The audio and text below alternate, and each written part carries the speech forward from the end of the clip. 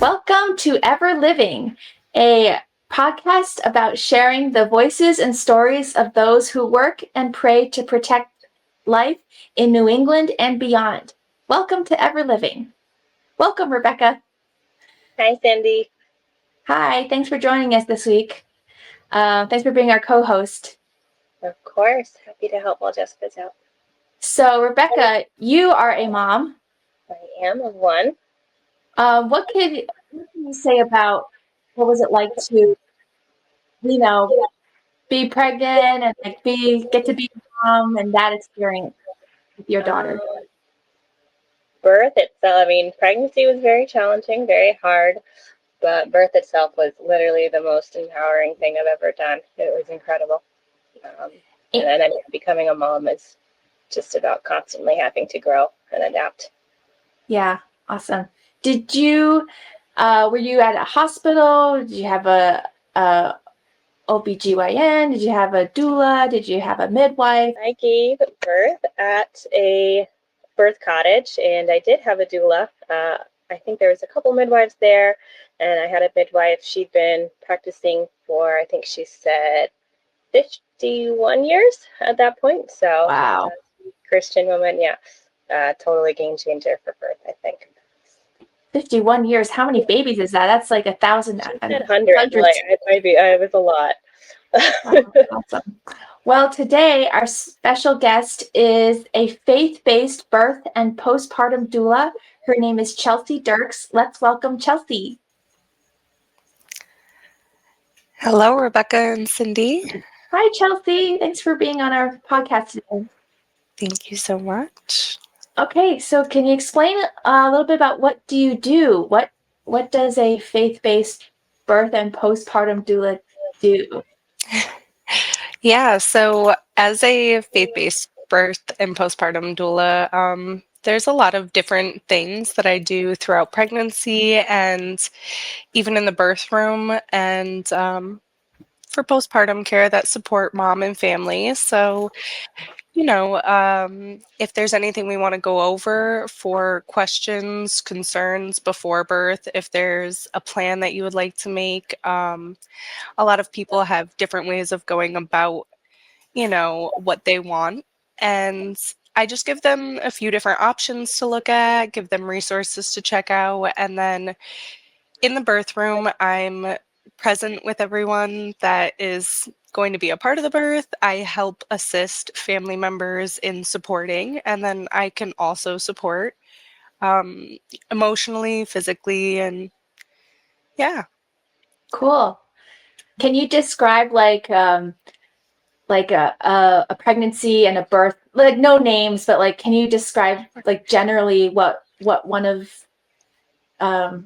bringing helping families bring a child into the world, what was a story that you can share? Sure. Sorry, I kind of give a broad understanding there, but yeah. So typically, I go a little bit outside of the scope sometimes where it's more personal on a level where, I'm going to appointments with some of my clients. Currently, I'm supporting a particular group in the community that's kind of marginalized and doesn't have access to as many resources. So I've been going with people to visits to the OBGYN and just planning things for even their baby shower. And sometimes we meet at their house and we will go over, what they want in their birth plan and kind of set things up sometimes. I also assist in nesting, so getting everything clean and making sure mom and baby are going to be comfortable and just make sure they have everything they need. Sometimes some of my clients don't have access to resources as much as others do. So we'll go online together. We find people that are giving things away. We reach out to organizations, and I just help connect the families, really. So that's kind of, a little bit better of a spectrum there. Wow, so it's like really helping through every step of pregnancy and birth. Yes, definitely. And even postpartum. I'm sorry, what was that, Rebecca? It sounds like you provide education on the birthing experience as Yes. well. Do you work with a lot of first-time moms or referring moms? Yeah. So recently I've actually been working with a lot of moms of 5 kids plus, actually, which has been incredible. Ooh. And yeah, even a twin pregnancy last week, I did a birth with a mom that was having twins, and that was really exciting. So yeah, I mean, I give educational resources. I really encourage moms to, look into what feels best for them. I don't want to sway anybody in any which direction, but what makes them feel most comfortable. I can help them look into, you know, techniques that we can try, or even just stretching. And there's a lot of different things we can go based off of. I typically suggest going with Bible verses sometimes as like affirmation, and, just really asking if connecting with their higher power, which I believe to me is Jesus Christ. But, you Yeah. know, um, I just encourage people to connect and really tap into that, because we're not in it alone. Yeah. Rebecca, how did your faith in Christ, like how did that impact your pregnancy and delivery and postpartum Um, and all that? it kind of gave a higher peace through it all. So like I mentioned, my pregnancy was quite difficult, and I was in some tumultuous circumstances personally. But yeah, just the overarching peace that we have in Christ was my, I guess I'd say, anchor or kind of rock throughout it all. I'm definitely prayer filled birth. While you're laboring, you labor for quite amount of time, and you need to be. I remember praying during some contractions and just crying out to God, "Oh Jesus, help me!" and just get me through this one, and just the waves. But His peace is probably what I would say is Mm. the overarching theme throughout it. Yeah. Beautiful. Awesome. Wow. Um, so Kelsey, how did you get to be a doula? Like what drew you to this work and this care? Yeah, so I had already kind of always been in the healthcare, or like, care fields, I should say. I worked as a CNA for a while and as a nanny as well, on Martha's Vineyard, and then in Boston, and a little bit out in Springfield as well. Um, and I had worked with moms that were newly postpartum, and I had nannied for newborn babies already. So it had felt, very comfortable for me. And then I also, what even led me to knowing what a doula was I gave birth to my daughter. And like you, Rebecca, I had a very, trials and tribulation filled pregnancy and even birth. The Mm-hmm. birth was, it was a Tough. life-threatening birth. Oh my Yeah, goodness. I mean, I had 2/3 of my blood replaced with, getting blood in the hospital. So it was a lot, but I was thankful, very thankful that a young woman who had just became a birth and postpartum doula, her name is Lillian, and she was so amazing. She came and did pro bono services for me, because at the time Mass Health wasn't offering any free doulas. So I had never even heard of a doula before. And it was very interesting to me that there was this resource. And at the time, again, it was something that wasn't accessible to me without somebody's, gracious, um, loving act of just coming and helping me as one person to another. It was just a beautiful testament to God's, amazing grace that He gives us every day. It was so needed at the time. And she just came into my house and honestly was like, what do you want to do? Do you want me to do the dishes so that you can hold the baby? Or do you want me to hold the baby so you can get up and take a shower? Or, she was just so helpful. And I already had a son that was 1 year old. So that was a lot to kind of deal with both at the same time. And she just stepped in and really gave me the assistance I craved. Wow.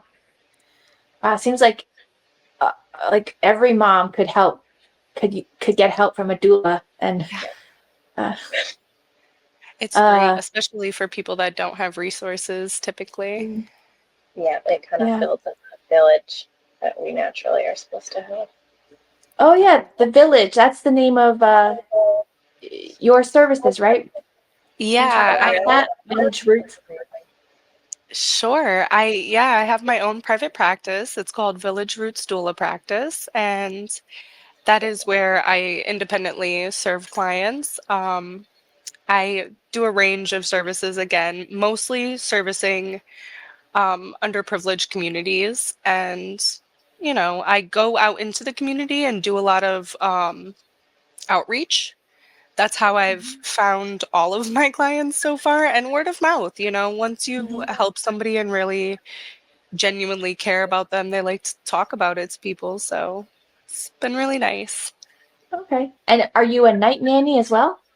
Yeah, so I do a range of services. I also offer night nanny services. That's something that if you are outside of your cap with having postpartum services through Mass Health, sometimes there are organizations that also step in and pay for doulas to come out. I do pro bono services as much as I can with my schedule, but yeah, that's another thing that I like to do for especially first-time moms. First-time moms, it's really scary, and if you don't have a lot of help, it's really great. Yeah, Rebecca, unless you oh, go I'm ahead. sorry. No, go ahead, Chelsea. I was just gonna ask Rebecca, did you have a lot of support throughout your postpartum days? Yeah, I had a lot of through my church and friends. I had That's many people great. bringing meals, Yeah, and just my family support. I think Cindy even brought me meals. I think right. this picture reminded me. I think I started nursing in front of her, and I was like, oh, I don't know what she's doing. And I was like, whatever, we're just And gonna do this. baby to eat dinner too. So And she was like, yep, this is natural. But yes, I had so many sweet friends come and bring me meals. So I actually didn't need any postpartum services. But yeah, the That's nights were hard. fantastic. Because my husband is starting a new job, and some people don't even have a Yeah. husband. And there's so many situations, and the nights are tough. Food is tough. Just trying to eat. I think the first day, I don't think I ate. I think I Yeah. just, but it was just like someone brought brownies, so I had brownies, and then I'm like, wait, have I eaten anything besides a brownie today? It was just because I came home just a couple hours after I was a good birth, so I Oh, came home real wow. quick. Right. But yeah, I just totally spaced on that. hmm But yeah, you need lots of support in one way or another. I was blessed to have family in church. yeah. Guide me. Yeah, Chelsea, can you talk about postpartum? I don't think a lot is known about it or discussed about postpartum. So can you describe it, or what our listeners could learn about what's going on during postpartum? you know. Sure. So, Thank you. the days after you have given birth, that's kind of your postpartum period, and you know, it can last the entire 12 months. So that's the beauty of it. It's complex in itself, but a lot of people go through different things. Some people suffer postpartum depression. So that's kind of, a term that we use a lot to talk about the depression that we face after giving birth sometimes. And that in itself is also a very scary time it could be for some mothers. But, in the postpartum days, it's really important to just make sure that we're taking care of ourselves and that we have everything we need kind of in line for ourselves and baby. So,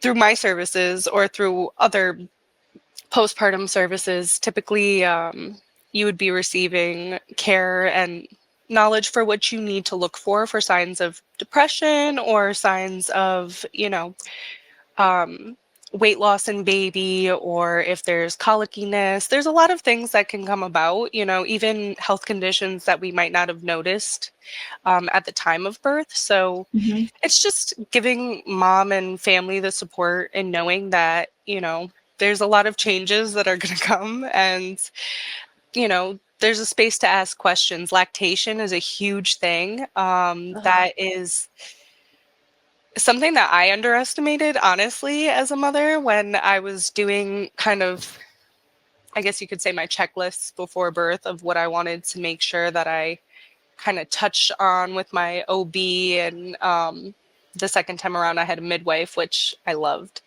Um, and, that was something I left off the list. I didn't realize that I was going to need help with lactation. It's Mhm.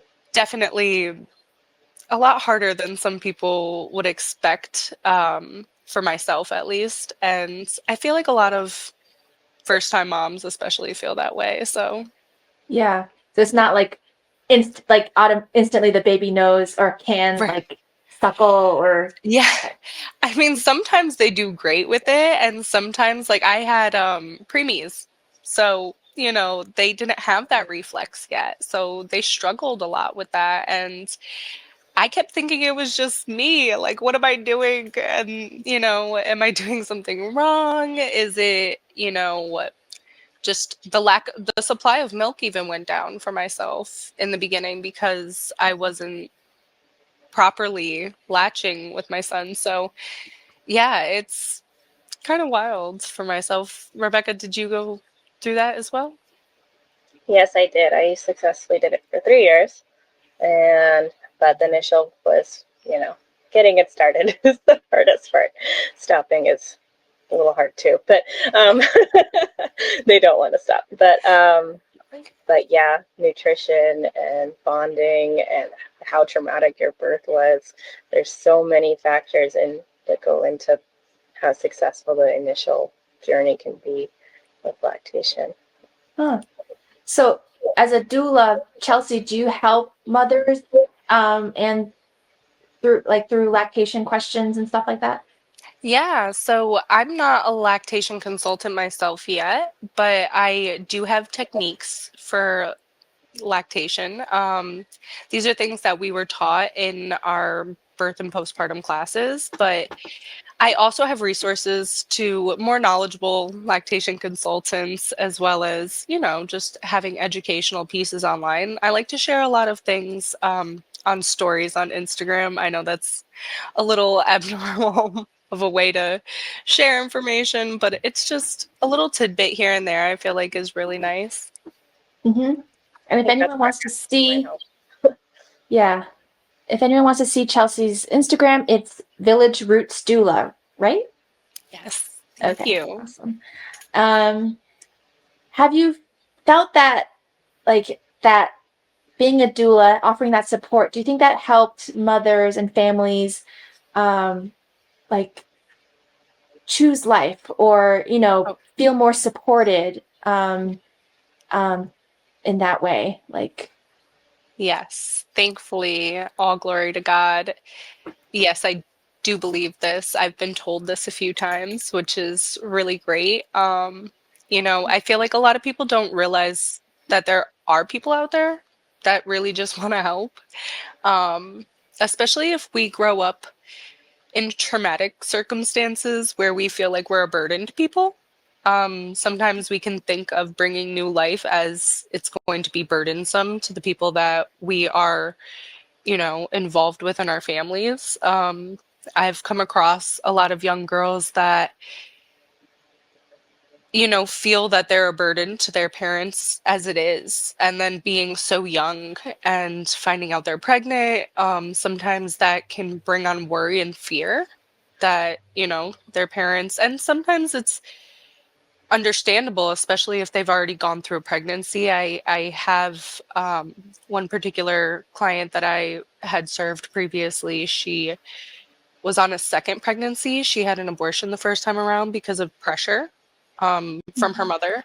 And that was really scary for her because she was just like, I'm hiding it as long as I can because I know she's going to kick me out. And, you know, I helped find her services. We went through a whole list of places. We got her into a shelter. It was really empowering for her to recognize that, you know, wow, there's people that really do just want to help you if you can find them. And sometimes it's hard to find them, but when you can, you know, Yeah. it shows you that you can do it, you know, especially with God. God's here for us, and if we seek him out, he will provide. Right.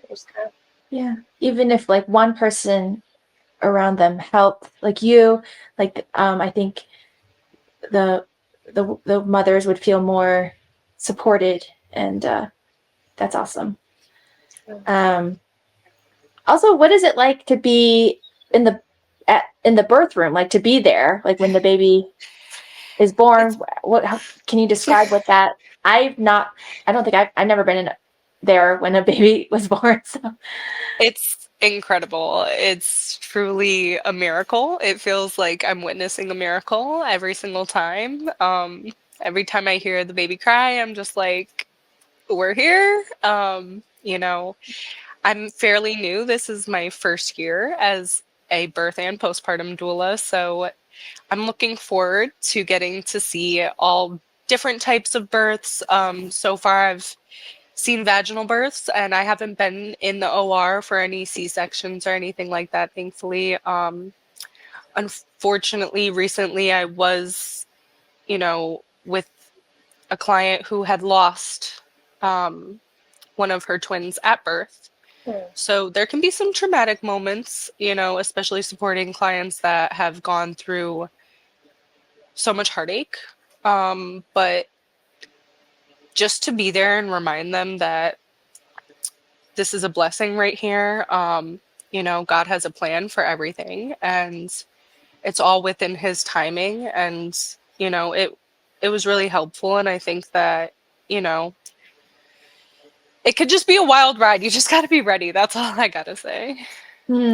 yeah, and to have that solid rock of Jesus to rest on, to depend on Yeah. in any circumstance, like that's like the It's, greatest gift. yeah, it's the power within us Yeah. all.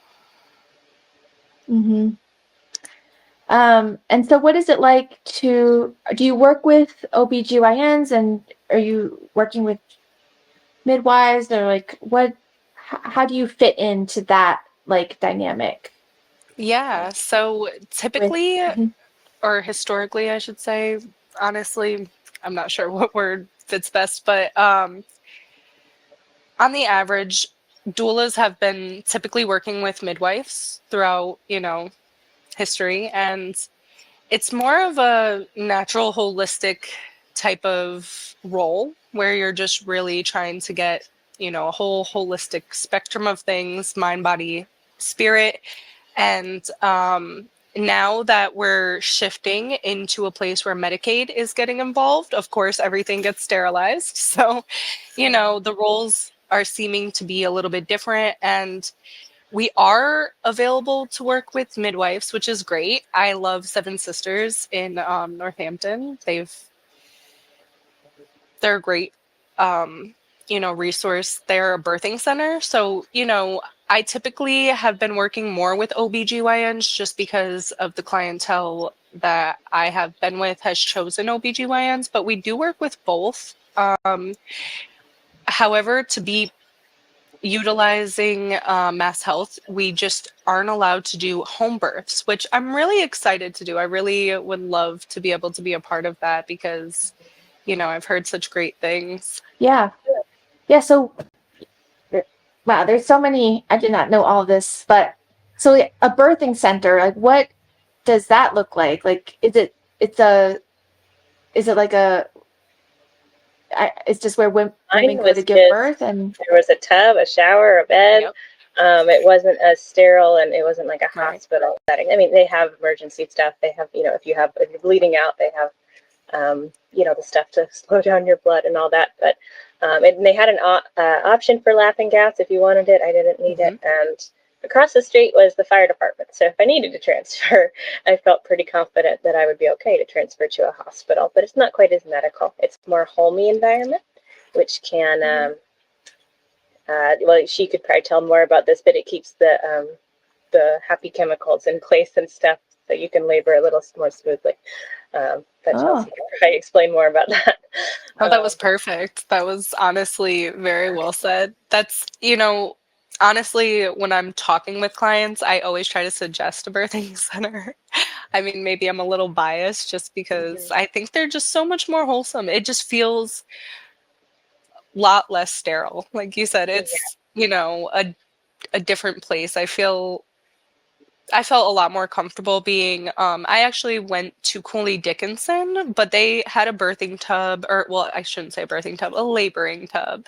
And I had the midwives that time around. So it was, it was great. That's what my insurance allowed. So that's where I was going. But yeah, it's kind of a nice medium between hospital and home birth. Like, it's for the people that really want to do home birth, I feel like, but also are a little bit like, it would be great to have medical personnel around.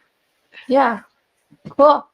Nice. Wow, there's so much to learn. So the laboring tub, is that a warm bath or like what? Yeah. What's going on? It's like a jacuzzi, honestly, the one I was in. It was great. It was this huge tub, and it filled up with water at the perfect temperature, and I actually utilized the laughing gas. I thought that was fantastic. And I got there a little late, so I probably would have otherwise. That's great. Yeah, I was there for so long. I was in labor, active labor, for 24 hours, and then 36 my second time around. So it was intense. Man. So the jacuzzi, it makes you feel better through the contractions? Okay. It just takes away. It's kind of like, you just don't feel as much of the pressure. It takes a lot of the pressure off your back. So I had a back labor. I'm not sure if you've ever heard of it, but it's very painful. So it really helped me labor a lot more calmly, I would say. It really calmed me down as well.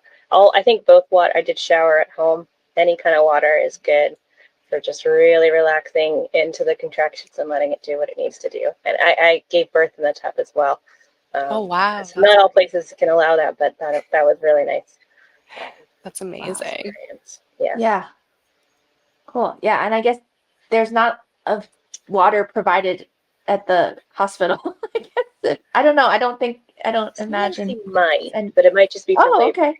I can't remember. Oh, interesting. There's different policies everywhere. But the babies, they don't take their first breath until they come above the water, so they're very relaxed when they come out as well. It's really cool. Oh, neat. Okay. So Chelsea, where can people find you? Where are you working, and what area are you available to serve? So I'm serving Western Mass mostly. I do also service Connecticut. That's through Flourish. So Flourish Care is a provider that also has doula services. They're not particularly faith-based. However, you can ask them to place you with somebody who is faith-based, which is a lovely, it's a lovely aspect of it. I myself am only one person, so I only get to service so many clients a year. And I do have resource lists for other faith-based doulas as well. However, I think that Flourish is great, especially for people outside of Western Mass. They do service Rhode Island and I believe Connecticut. I'm missing a few here, but yeah, people can find me. I am also on... There's a website called Green River Doulas, and you can look for specific types of doulas, so faith-based doulas, you can find through there as well. But yeah, on my website, or I shouldn't say website, on my social media pages, you can find my material and you can contact me through there. I also, again, can be found with Flourish and through Green River Doulas. Cool. Well, that's so cool. Thank you for all that you do, the ways you help families before, during, after birth, and yeah, I learned so much today. Oh, and if people if other women want to become a doula, like, what would you recommend? How do they do that? Yeah, so that's one of my favorite parts about being a doula is connecting people with other resources in becoming a doula. And through Flourish, typically if you are interested, you could call them and they can give you a pathway. But I also recommend finding a midwife so that you can do an in-person workshop. I went through Michelle Lesperon. She's a midwife from Northampton, and she was very lovely. But yeah, there's a few different pathways. Also, if you go on mass.gov and then just type in doulas, it will give you the kind of requirements so that you're able to get certified, or not typically certified, but on their lists to then go through Medicaid. Okay, cool. Nice. So once like women find out they're pregnant, they can contact you, and you'll that's a good time to reach out to a doula. Yeah, and also if you think you're pregnant, one of the resources that I would suggest just going to Clearway Clinics. They are a pregnancy or center, and they would love to help anyone that's looking to see if they are pregnant. Okay, awesome. Well, and you brought up you have a life affirming scripture verse to share with our listeners. Yeah. So, What? 2 Timothy 1:7, for God has not given us a spirit of fear, but of power and love and of a sound mind. Oh, okay, awesome. Yeah, so that you don't have to be afraid. Mothers, families don't have to be afraid. God right. gives us power and sound mind. Sound mind. Okay. Even I think of that more for when I was in labor. Yeah, that's amazing. Well, thank you. Beautiful. Well, thank you, Chelsea, for being part of our podcast today. God bless you as you help many families welcome children into the world, and what an act of love and care and just giving, giving of yourself. Thank you. So Thank God you, bless Cindy, you. and thank you, Rebecca. God bless you both. Okay. Thank Bye. you. Goodbye, everyone. See you next week on Ever Living. Thank you for listening to the Ever Living podcast, a podcast by New Hampshire Right-to-Life, New Hampshire's oldest and most active pro-life organization. You can learn more about our work and learn how to get involved at www.nhrtl.org. If you would like to donate to our mission, you can make a donation at www.nhrtl.org/donate. See you next week. May God bless you and be very near to you, and may you be ever living.